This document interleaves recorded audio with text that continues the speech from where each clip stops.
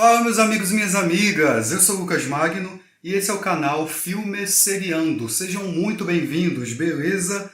Lá vamos nós, o filme que marcou a ficção científica, antes mesmo de Star Wars, Star Trek, Alien, o Oitavo Passageiro, um final impactante, muito lembrado até hoje, muito parodiado, e rendeu uma franquia verdadeiramente lucrativa que inclusive vai ganhar um novo filme essa semana. Eu estou falando de Planeta dos Macacos, mas eu vou falar do primeiro filme que marcou muitas gerações, impactou plateias, bastidores, curiosidades, as melhores cenas, já em preparação para o lançamento de Planeta dos Macacos, O Reinado.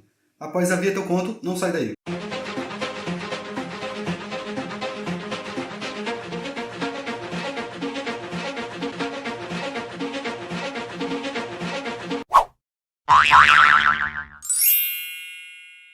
Planet of Apes, ou Planeta dos Macacos, de 1968. Em Portugal, o filme é chamado de O Homem que Veio do Espaço. A direção foi do Franklin Schaffner. O Lee Thompson, Blake Edwards também foram considerados para a direção. O roteiro ficou a cargo do Michael Wilson e do Rod Serling. Planeta dos Macacos é um livro do autor francês Pierre Boulle, que foi lançado em 1963, que, por sua vez, o autor teve inspirações em As Viagens de Gulliver, quando o herói visita uma terra só com cavalos, e A Revolução dos Bichos, de George Orwell. O romance, no entanto, é uma sátira ao jornalista francês Ulysse Merho, que embarca numa viagem distópica, onde no planeta tem humanos escravizados por uma avançada espécie de macacos. O Pierre Boulle achou que esse é o seu pior romance e que não daria certo. Ele também relutou muito em permitir que um estúdio de Hollywood adaptasse sua obra. Durante 3 anos, vários estúdios rejeitaram embarcar no filme. O produtor Arthur P. Jacobs, ele comprou os direitos do livro antes mesmo dele ser lançado. O Jacobs escolheu o próprio diretor, o Schaffner, principalmente após indicação do Charlton Heston, que trabalhou com ele em outros projetos. O produtor, Jacobs, ele estava conversando com um agente francês e comentou que o seu filme preferido era o King Kong. O agente então descreveu a história de Planeta dos Macacos para ele, um homem que pousa num planeta dominado pelos símios. O Rod Serling é o criador da série The Twilight Zone. Ele quase escreveu o roteiro sozinho, embora tenha sido rejeitado por uma série de razões. A preocupação era o custo, já que a sociedade de macacos no roteiro era tecnologicamente avançada. Envolvia cenários, adereços, efeitos especiais, que na época era muito caro. Aí o Michael Wilson foi chamado para ajudar no roteiro. Ele foi sugerido pelo próprio diretor. Aí a sociedade dos macacos tornou-se mais primitiva, o que ajudou a reduzir os custos. Para convencer a Fox na época a aceitar dar sinal verde, eles fizeram uma cena. Pegaram um rascunho do Serling usando versões iniciais das maquiagens do filme. Isso aconteceu em 8 de março de 66. O Jacobs criou originalmente o Planeta dos Macacos dentro do estúdio da Warner Bros. Isso em 1965. O estúdio não aceitou bancar por conta do orçamento. A Fox aceitou, mas estava com receio do filme ser um fracasso. Muita gente não se interessava por ficção científica, porque o estúdio tinha acabado de levar prejuízos por conta de Cleópatra, em 63, estrelado pela Liz Taylor. As filmagens foram de 22 de maio até o início de agosto de 67, devido ao calor sufocante do verão, então eles escolheram gravar algumas cenas durante o inverno. O Rod Serling, um dos roteiristas, admitiu que precisou de mais tempo para traduzir o romance francês. Mais ou menos ele criou uns 30 a 40 rascunhos do roteiro. A Fox também estava muito preocupada com a reação do público ao ver os macacos. Será que o filme se tornaria uma comédia? As pessoas não iriam levar a sério? O estúdio, mesmo após o teste com o Charlton Heston, atrasou ainda a liberação do orçamento de $5 mil em 6 meses. Só depois que o filme Viagem Fantástica de 66 fez sucesso, que aí o filme recebeu luz verde. O ator Edward Gene Robinson estava participando do teste com o Charlton Heston para o estúdio. ele não se envolveu mais no projeto. Por conta do coração fraco dele, ele não iria aguentar as gravações, o calor intenso e a maquiagem dos macacos. Quando Schaffner assumiu a cadeira de diretor, um dos primeiros passos dele foi reimaginar essa sociedade dos macacos. Por isso que criaram essa forma primitiva deles de viverem, porque se fosse uma coisa tecnológica, não daria certo. Essa coisa mais tecnológica a gente vê no remake de 2001, dirigido pelo Tim Burton. O filme foi lançado um dia antes do assassinato do Dr. Martin Luther King Jr. Os macacos só aparecem pela primeira vez após 30 minutos de filme. Na trama, astronautas caem em um planeta inóspito. Mesmo que primeiro pareça vazio no momento que chegam, a tripulação descobre que o local é dominado por macacos altamente inteligentes e muito mais evoluídos. Antes de começar a falar do filme, eu vou pedir para você se inscrever no canal. Comenta aí se você gosta de Planeta dos Macacos, se você é fã do filme de 68, você gosta do remake, você gosta dos novos filmes que vieram, A Origem, O Confronto, A Guerra, você é fã da franquia no geral? Esse é o melhor filme? Aproveita também, se estiver gostando do vídeo, dá uma curtidinha que vai me ajudar e se inscreva no canal ativando o sininho para você não perder nada. E me dê dicas de outros filmes para estar trazendo aqui para o canal, escaneando, falando de bastidores, curiosidades, como foram as gravações, as melhores cenas. Então, bora pro filme. Conhecemos o astronauta George Taylor, interpretado pelo Charlton Heston. Embora não o chamem de George ao longo do filme, apenas Taylor. Ele está fazendo um diário de bordo. Se prepara para, ao lado de mais 3 pessoas, entrar num hipersono, numa câmara criogênica. Eles estão testando uma teoria sobre viagem no espaço à velocidade da luz. Estão há 6 meses no espaço, que equivale a 700 anos aqui na Terra. Dentro do filme, essa nave espacial foi lançada do Cabo Kennedy, na Flórida, em 15 de janeiro de 72. Parte dessa nave eram da Júpiter 2, da série original Perdidos no Espaço. A filmagem foi muito difícil para a produção, por conta do calor no Arizona. E o próprio Charlton Heston. Ele passa a maior parte do filme só com uma tanguinha, né? E brutalizado por parte dos símios. Ele escreveu uma cinebiografia mais tarde e falou do filme. Ele falou que até as borrachas das pedras machucavam ele. Essa cena ambientada dentro do foguete, na verdade, foi a última a ser filmada, já que o Heston raspou a barba no clímax do filme. O Rod Taylor foi considerado pela Fox para fazer o Taylor. Inclusive era o favorito do Rod Serling. Só que o Charlton Heston era mais lucrativo. O Marlon Brando, James Brolin, o Sean Connery, Steve McQueen, Paul Newman, George Perpa, Jack Lemmon, Burt Lancaster, James Garner, Rock Hudson, Gregory Peck, Cliff Robertson, Stuart Whitman e John Wayne foram considerados para o papel do Taylor. Esse calor tão intenso fez tanta gente passar mal, incluindo o diretor, o Schaffner. A produção considerou Mountain Valley, Texas e Havaí para potenciais locais de gravação. Mountain Valley foi rejeitado por quê? Era o local de muitas gravações de filmes westerns. O Charlton Heston foi exposto ao Planeta dos Macacos através do produtor Jacobs, que lhe enviou uma cópia do romance. O ator não ficou muito impressionado com o romance, não. Mesmo assim, ele sentiu que teria potencial, que o filme seria interessante. O Taylor, ele é meio narcisista, ele não tem nada a perder, não deixou ninguém na Terra. Pra ele, tanto fez, tanto faz. Eu gosto muito da atuação do Heston. O cara é meio brincalhão, debochado. Todos despertam desse hipersono. E já se passaram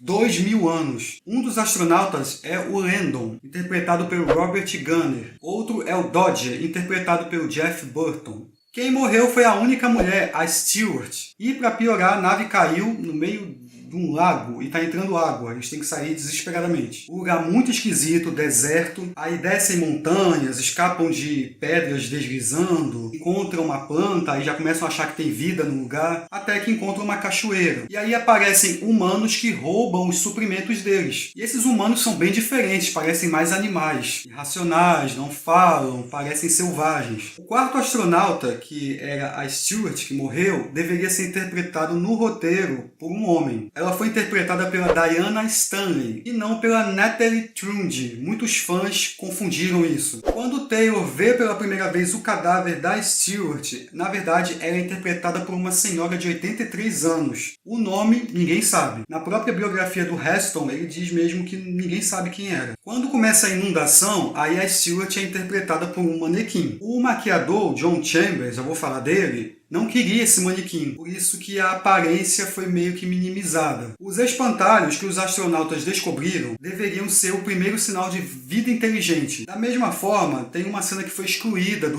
roteiro, que falaria exatamente que esses espantalhos delineariam a zona proibida. E aí a cena em que todos são atacados por gorilas montados em cavalos. A reação dos astronautas ali, né? E a forma que os gorilas tratam os humanos como animais, como se fossem da mais baixa qualidade. Nós viramos inferiores, submissos. Também é uma crítica à forma que tratamos os animais. Sempre gostamos de estar no topo da cadeia alimentar, na posição dos dominadores, e aqui isso se inverteu. Alguns humanos são mortos, outros amarrados e levados como prisioneiros. E no lugar ali vivem gorilas, chimpanzés, orangotangos. Eu destaco nessa cena o trabalho dos dublês. Essa cena inicial, que a nave cai no planeta, até o momento que eles são capturados, tem muito mais do que semelhanças com a Máquina do Tempo, do H.G. Wells. Durante essa cena da fuga, o dublê do Charlton Heston, o John Epper, teve que correr numa vegetação rasteira venenosa. Esse local é o Rancho Fox. A Aldeia dos Macacos é inspirada no trabalho do lendário arquiteto Antoni Gaudí, que é espanhol, e no Vale do Gurimi, na Capadócia, na Turquia. Os cenários foram inspirados na cidade natal dos Flintstones, Bedrock. No roteiro original, as mulheres nativas andariam com os seios à mostra. Claro que essa ideia foi anulada pela Fox por conta da censura, e não seria bem visto hoje em dia. O produtor Arthur Jacobs recrutou vários jornalistas para interpretarem os macacos ao fundo das cenas. Essa foi uma maneira inteligente também deles já escreverem sobre o filme. Para trabalhar nesse local desolado, a produção teve que carregar o próprio equipamento a pé, ou em mulas. Esse filme também contém a primeira cena de nudez do Charlton Heston. Um dos amigos do Taylor, o Dodger, acaba morrendo. Mais pra frente, o protagonista o encontra como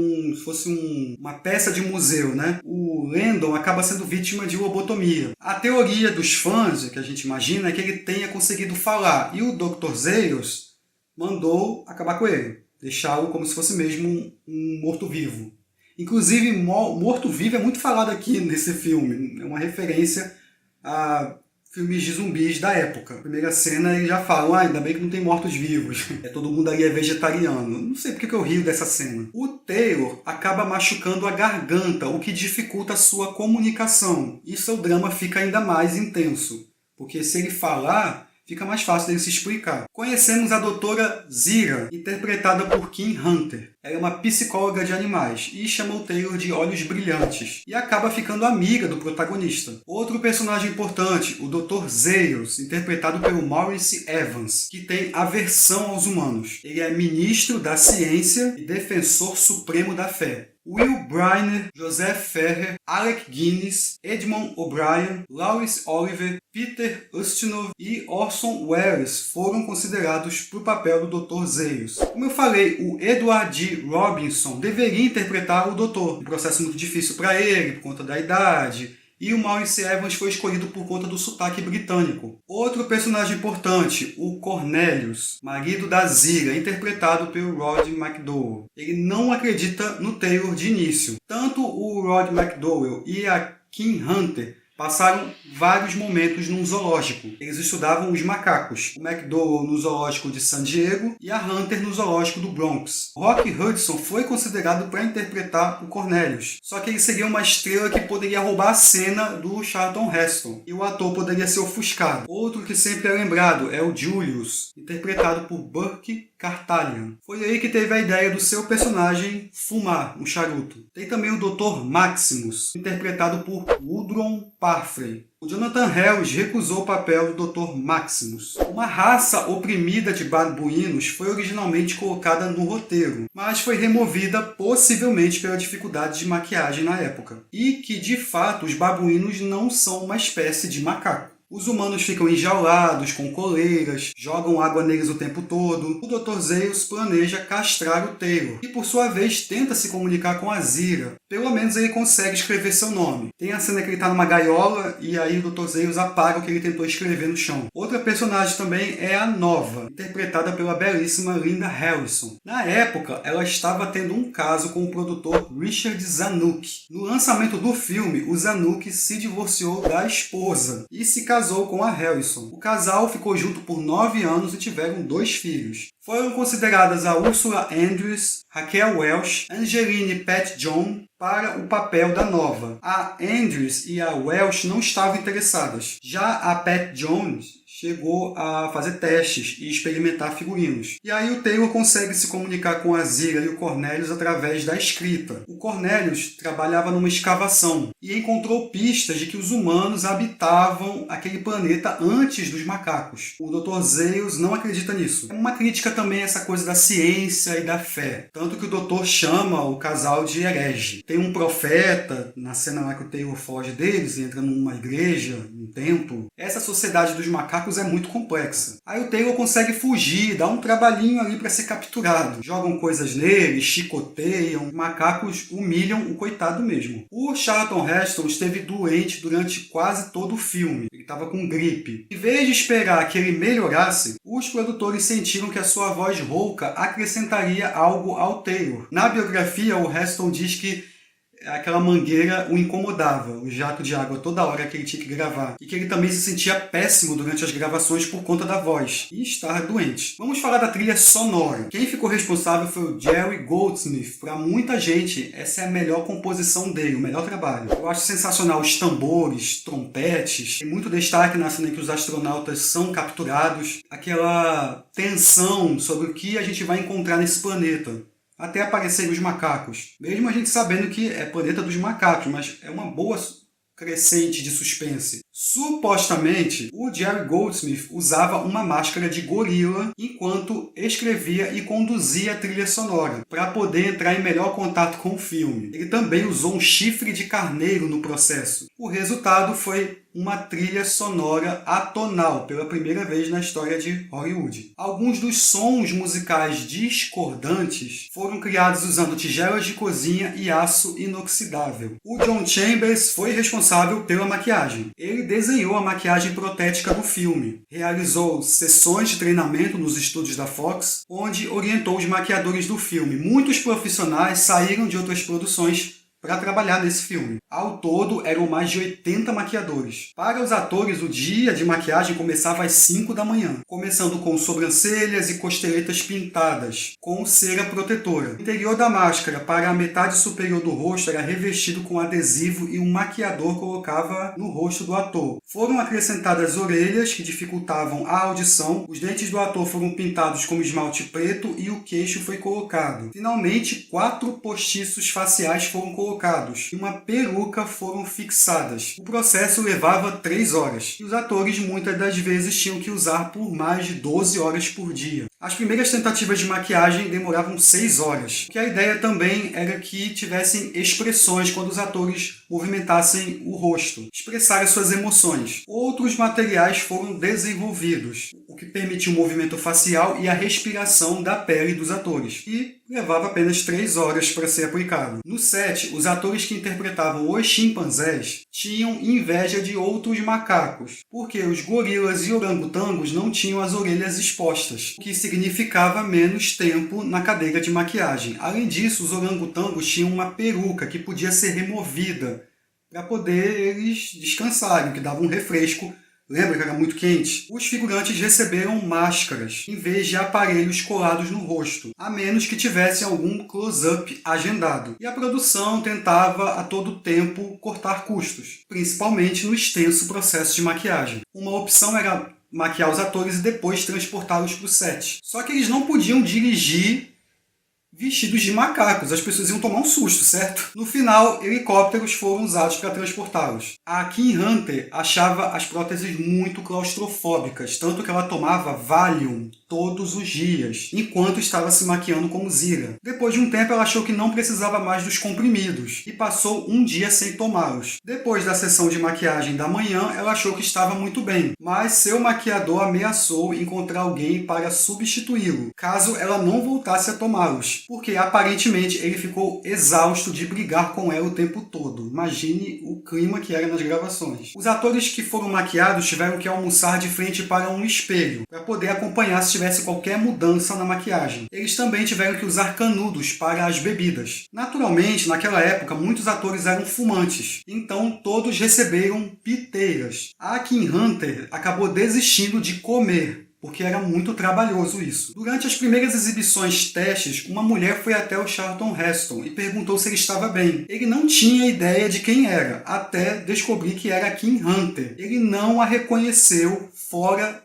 da maquiagem. O Rod McDowall, que na época já era um ator muito experiente, ele recomendou à equipe que sempre trabalhassem as feições do macaco, tiques, piscadas e gestos faciais variados, para acrescentar uma sensação de realismo e evitar que a maquiagem parecesse máscara. O McDowall tirou de letra a maquiagem, tanto que ele dirigia o carro vestido de macaco e chocava alguns motoristas na rodovia. Enquanto ele fazia a série de televisão O Planeta dos Macacos em 74, ele surpreendeu uma apresentadora de televisão, a Carol Burnett, aparecendo vestido de Cornelius, no The Jackson 5 e Rod McDowall, enquanto a apresentadora gravava uma introdução juntamente com a plateia. Durante as filmagens, os atores que estavam caracterizados como macacos se dividiam em grupos. Gorilas com gorilas, orangotangos com orangotangos, chimpanzés com chimpanzés. Não era uma coisa obrigatória, simplesmente aconteceu. No set, tornou-se uma coisa regular os atores vestidos de macaco receberem uma banana como parte do almoço. A Kim Hunter não estava gostando muito dessa piadinha não, o que acabou dando origem a uma piada interna no terceiro filme da franquia, Fuga do Planeta dos Macacos, de 71.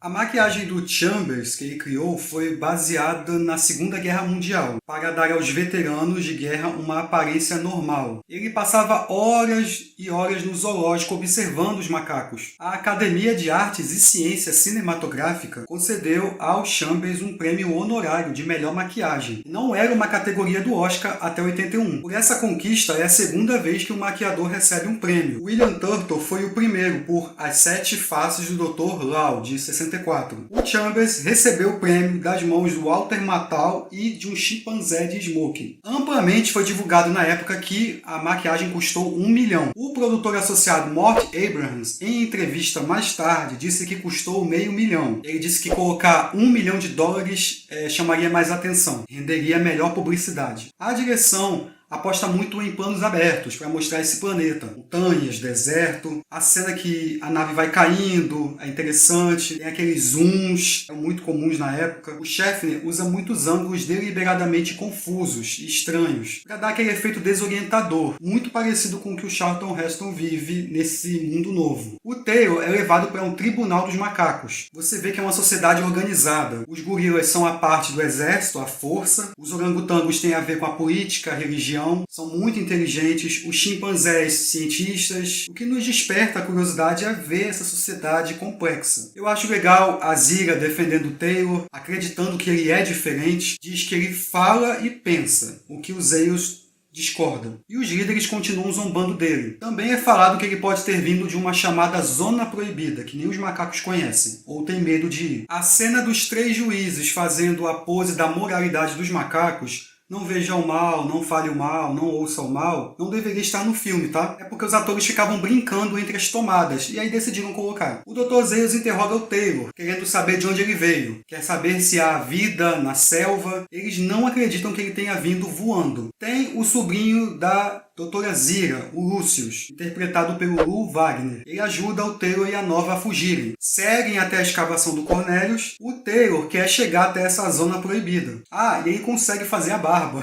Eles acabam sendo encontrados pelos gorilas e o Dr. Zaius. O Taylor sugere que o Cornelius prove ao doutor o que está dizendo, que os humanos já habitavam esse planeta. Em troca, o doutor libere o casal símio. Lá dentro, ele refuta tudo que o Cornelius diz, inclusive uma boneca. Tem uma troca de tiros do lado de fora. O Taylor tenta fazer um acordo com o doutor, pede que o Cornelius leia o trecho de uma bíblia deles, falando que os humanos são a pior espécie de todas, são de natureza violenta, destroem tudo que criam, devem ser jogados num covil para morrer. O doutor sabia que os humanos já habitavam ali e queria esconder isso para com certeza trabalhar sobre esse regime de medo posto aos outros macacos, usando a religião. Engraçada a cena que o Taylor beija a Zira, a cara do Cornelius é a melhor. O casal, Cornelius e Zira, acabam ganhando protagonismo nos filmes seguintes. Aí o Taylor e a Nova partem dali. Ele quer saber como que os macacos evoluíram para o que são hoje. O que aconteceu com a humanidade. O Dr. Zeylo sempre soube disso e queria esconder, a gente sabe. Tanto que ele explode a caverna com todas as evidências que o Cornelius tinha achado. O Lucius pergunta a ele por que calar a ciência?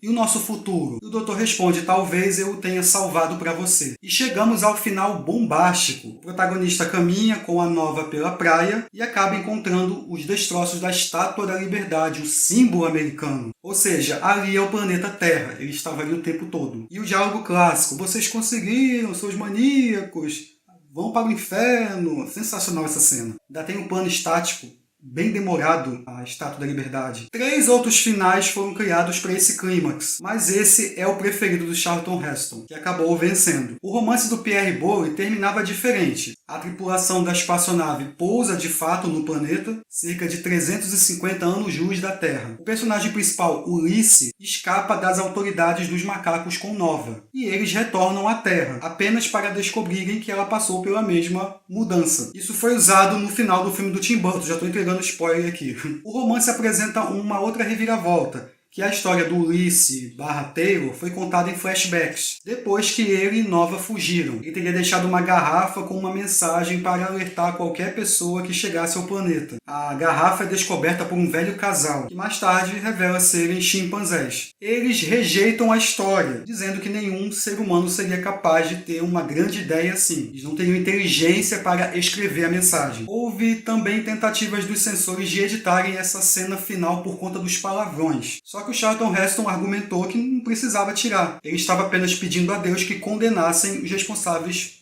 pelo fim do mundo, em vez de simplesmente usar o nome do Senhor em vão. Essa última frase do personagem só seria apenas "meu Deus" no roteiro original. A cena final do Taylor atravessando a Estátua da Liberdade foi sugerida pelo Rod Serling. Segundo rumores, o autor do livro não gostou muito desse final. Depois ele passou a gostar, preferindo até esse final do que o do livro. Os restos do esqueleto da tocha apareceram como decoração de cenário em Junkyard in Space, de 68. No romance, a sociedade de macacos é tecnologicamente comparável à sociedade dos anos 50 e 60, com cidades, automóveis, televisões, etc. Tecnologia que sobrou da população humana do planeta. No entanto, o orçamento aqui não permitia essa criação do cenário. Aí foi usada essa representação mais primitiva que eu falei. Essa ideia da Estátua da Liberdade foi baseada em I Shot an Arrow into the Air, de 60, também escrito pelo Serling, a partir de uma ideia de Madelon Champion, em que o astronauta Corey, que acredita estar em um asteroide, descobre postes eletrônicos e uma placa onde se lê Reno, 97 milhas, e percebe que está o tempo todo na Terra. O navio caiu no deserto de Nevada. Dizem que o local da filmagem foi em Cabo San Lucas, no México, mas na verdade foi em Malibu, na Califórnia. O efeito especial da Estátua da Liberdade semi-enterrada foi conseguido misturando perfeitamente uma pintura fosca com falésias existentes. A cena do Taylor olhando para ela foi feita de um andaime de 21 metros, inclinado sobre um modelo de papel machê. A localização da Estátua da Liberdade mudava em vários storyboards. Uma versão apresentava a estátua enterrada até o nariz, na selva, enquanto outras em vários pedaços. Dado que Taylor e Nova viajam vários dias pela costa, com o oceano à direita, antes de descobrirem os restos da Estátua da Liberdade, a orla costeira da Zona Proibida, onde ocorre o confronto final com os macacos, provavelmente teria sido no que foi Nova Jersey. Quando Cornelius e Azira estão mostrando o mapa para o Taylor, que seria o mapa da Zona Proibida, você pode ver que as linhas costeiras do mapa se assemelham fortemente às linhas costeiras de Nova York, Nova Jersey e Connecticut. Você levando em consideração que que já se passaram 2000 anos após o apocalipse, ou seja, uma mudança dramática na massa terrestre do mundo. Tinha uma subtrama que a Nova engravidaria ao final do filme. Isso acabou sendo descartado. Os cineastas também debateram fortemente o fato dos macacos falarem o inglês, porque isso daria uma pista de que seria na Terra. No roteiro original, os macacos deveriam ter seu próprio dialeto. E aí o Taylor aprende enquanto está mudo. Os astronautas retornam à Terra, ou seja, o planeta dos macacos, no dia 25 de novembro de 3978, que é um sábado. Um dos primeiros filmes a ter uma ligação de merchandising em escala grandiosa. As mercadorias relacionadas ao filme incluíam brinquedos, itens colecionáveis, bonecos de ação, livros ilustrados e de história, conjunto de cromos, livros, discos e uma série de histórias em quadrinhos lançadas pela Marvel. A atriz Ingrid Bergman se arrependeu de ter recusado o papel de Zira. Ela achou que poderia ter sido uma oportunidade de mostrar melhor o seu trabalho, desconsiderar seu porte régio, ou seja, sem depender da beleza. Ela também lamentou ter perdido a oportunidade de trabalhar com o ator Charlton Heston. Não há gorilas ou orangotangos fêmeas no filme. 2 estátuas de quase 3 metros do legislador tinham sido feitas para o filme. Acabou no quintal do Arthur Jacobs, um dos produtores. Outra foi dada a Sammy Davis Jr., pelo próprio Jacobs. O Jacobs manteve a estátua em seu quintal durante muito tempo, até a sua morte bem prematura em 73, aos 51 anos. O Dr. Zeyus frequentemente faz essa referência ao legislador nos ensinamentos bíblicos e hebraicos. Moisés é frequentemente conhecido como o legislador. Ironicamente, o Charlton Heston interpretou Moisés no clássico Os 10 Mandamentos de 56. A ideia do Arthur Jacobs, na verdade, era refazer o King Kong de 1933. No livro, todos os macacos são considerados iguais na sociedade. No entanto, o filme os classificou em castas. O Rod McDowell era um fotógrafo entusiasta. Ele tirou muitas fotos dentro e fora dos sets de filmagem. Embora a cultura dos macacos trate os humanos que nem animais, os próprios símios, ironicamente, exibem características de nós humanos. Condescendência, ganância, hipocrisia, arrogância, idolatria, ciúme mesquinho, mentalidade juvenis e, claro, preconceito. O Frank Schaffner já havia trabalhado com o Charlton Heston e o Maurice Evans em O Senhor da Guerra de 65. Na cena do museu de Apple City, uma grande garra de um animal estranho pode ser vista, exposta várias vezes em um pedestal, no topo da escada. Alguns pensaram que se tratava de um molde de gesso do pé de um monstro que ataca a nave espacial em Planeta Proibido, lá de 56. Porém, se você comparar os dois filmes, as esculturas são bem diferentes. Planeta dos Macacos marcou o gênero ficção científica. Críticas à Guerra Fria, essa coisa com bombas nucleares. Na época, as plateias ficaram chocadas com o final. Até hoje é considerado um dos maiores plot twists da história do cinema. Eu tento imaginar a reação das plateias com isso. E o filme foi parodiado diversas vezes nos Simpsons, na Família da Pesada. Temos as sequências: De Volta ao Planeta dos Macacos, de 70, Fuga do Planeta dos Macacos, de 71, A Conquista do Planeta dos Macacos, de 72, A Batalha do Planeta dos Macacos, de 73, teve a série em 74, que durou uma temporada, Planeta dos Macacos, de 2001, que divide opiniões, eu não gosto, é dirigido pelo Tim Burton, Planeta dos Macacos, A Origem, de 2011, Planeta dos Macacos, O Confronto, de 2014, Planeta dos Macacos, A Guerra, de 2017, os dois últimos foram dirigidos pelo Matt Reeves. E nesta semana estreia Planeta dos Macacos, O Reinado. Se passa anos após o último filme de 2017. A direção vai ficar a cargo do Wes Ball. Eu estou muito ansioso e torcendo para que seja bom. É isso aí, pessoal. Esse que foi Planeta dos Macacos. Espero que vocês tenham gostado. Se eu esqueci alguma curiosidade, comenta aí, tá bom? Mais uma vez eu peço que você se inscreva no canal, ative o sininho para não perder nada. Dá uma curtidinha se você gostou do vídeo. Vou deixar minhas redes sociais aqui embaixo. Críticas, sugestões, feedbacks, elogios, deixa tudo aí que eu vou ler e vou responder. E é isso, a gente vai se ver na crítica de Planeta dos Macacos, O Reinado. Vou tentar ver no cinema. Mais 2 vídeos aqui do lado de outros escaneamentos. E é isso, a gente se vê no próximo vídeo. Um abraço. Fui. Tchau, tchau.